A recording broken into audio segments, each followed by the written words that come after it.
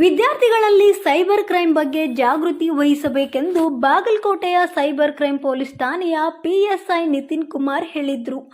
ಅವರು ಬಿವಿವಿ ಸಂಘದ ಬಸವೇಶ್ವರ ವಾಣಿಜ್ಯ ಮಹಾವಿದ್ಯಾಲಯದಲ್ಲಿ ಐಕ್ಯೂಎಸಿ ಅಡಿಯಲ್ಲಿ ಹಾಗೂ ಕಂಪ್ಯೂಟರ್ ಸೈನ್ಸ್ ವಿಭಾಗದ ವತಿಯಿಂದ ಮಹಾವಿದ್ಯಾಲಯ ಸಭಾಭವನದಲ್ಲಿ ಬುಧವಾರ ಸೈಬರ್ ಕ್ರೈಂ ಜಾಗೃತಿ ಕಾರ್ಯಕ್ರಮದಲ್ಲಿ ಮುಖ್ಯ ಅತಿಥಿಗಳಾಗಿ ಆಗಮಿಸಿ ಮಾತನಾಡಿದರು.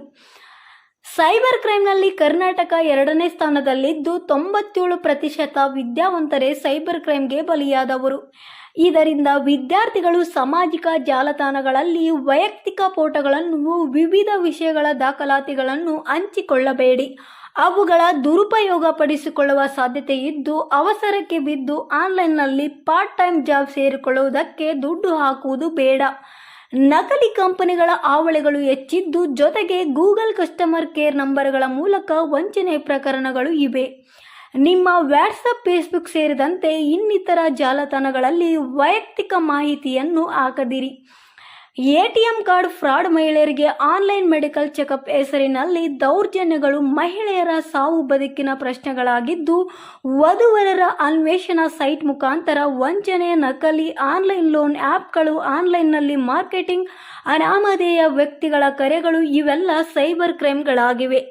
ಅಂದರೆ ವಿದ್ಯುನ್ಮಾನ ಯಂತ್ರದಿಂದ ನಮ್ಮ ದಾಖಲಾತಿಗಳನ್ನು ಬಳಸಿ ಮೋಸ ಮಾಡುವುದಕ್ಕೆ ಸೈಬರ್ ಕ್ರೈಂ ಎನ್ನಲಾಗುತ್ತಿದ್ದು, ಬಹಳ ಮುಖ್ಯವಾಗಿ ಎಲ್ಲರೂ ತಮ್ಮ ಆಧಾರ್ ಕಾರ್ಡ್ನಲ್ಲಿರುವ ಫಿಂಗರ್ ಪ್ರಿಂಟನ್ನು ಲಾಕ್ ಮಾಡಿಸಿ ಎಂದರು. ಕಾರ್ಯಕ್ರಮದ ಅಧ್ಯಕ್ಷತೆ ವಹಿಸಿ ಮಾತನಾಡಿದ ಮಹಾವಿದ್ಯಾಲಯ ಪ್ರಾಚಾರ್ಯ ಡಾಕ್ಟರ್ ಜಗನ್ನಾಥ್ ಚವ್ಹಾಣ್, ವಿದ್ಯಾರ್ಥಿಗಳು ಮೊಬೈಲ್ ಬಳಕೆ ಮಾಡುವ ಮುಂಚೆ ಈ ಸೈಬರ್ ಕ್ರೈಂಗಳ ಬಗ್ಗೆ ಮಾಹಿತಿ ಅರಿತು ಜಾಗೃತಿ ವಹಿಸಬೇಕು ಎಂದರು. ಕಾರ್ಯಕ್ರಮದಲ್ಲಿ ಸೈಬರ್ ಕ್ರೈಂ ಠಾಣೆಯ ಹೆಡ್ ಕಾನ್ಸ್ಟೇಬಲ್ ಎಸ್ ಮೇಲಿನಮಠ, ಐಕ್ಯೂಎಸಿ ನಿರ್ದೇಶಕರಾದ ಜಿಎಂ ನಾವದಗಿ, ಕಾರ್ಯಕ್ರಮದ ಸಂಚಾಲಕ ಕೆಎಸ್ ಅರಬ್ಬಿ, ಎಂಎಚ್ ಜನ್ನಪ್ಪಗೋಳ, ಎಂ ನಂಜುಂಡಸ್ವಾಮಿ ಸೇರಿದಂತೆ ಅನೇಕರು ಇದ್ರು. ಅವ್ರದ್ದೇನೋ ಅವಶ್ಯಕತೆ ಇರುತ್ತೆ, ಅದಕ್ಕೆ ಅವರು ನಮ್ಮನ್ನ ಯೂಸ್ ಮಾಡ್ಕೊಂತಾರೆ. ಎಕ್ಸಾಂಪಲ್ ಹೇಳ್ಬೇಕಂದ್ರೆ, ನಮ್ಮ ಹತ್ರ ಒಬ್ರು ಬಂದಿದ್ರು, ಆನ್ಲೈನ್ ಜಾಬ್ ಫ್ರಾಡ್ ಆಗಿತ್ತು ಅವ್ರದ್ದು. ಅವರು ಸ್ಟಾರ್ಟಿಂಗ್ ಏನು ಮಾಡ್ತಾರೆ ಅಂದರೆ, ಒಂದು ಲಿಂಕ್ ಕಳಿಸ್ತಾರೆ. ನಿಮಗೆ ಲಿಂಕ್ ಕಳಿಸಿದ ತಕ್ಷಣ ನಿಮ್ಗೆ ಒಂದು ಆ್ಯಪ್ ಡೌನ್ಲೋಡ್ ಮಾಡೋಕ್ಕೆ ಹೇಳ್ತಾರೆ. ಆ ಆ್ಯಪ್ ಡೌನ್ಲೋಡ್ ಮಾಡಿದ ಮೇಲೆ ಅದರೊಳಗೆ ಕೆಲವೊಂದು ಟಾಸ್ಕ್ ಕೊಡ್ತಾರೆ.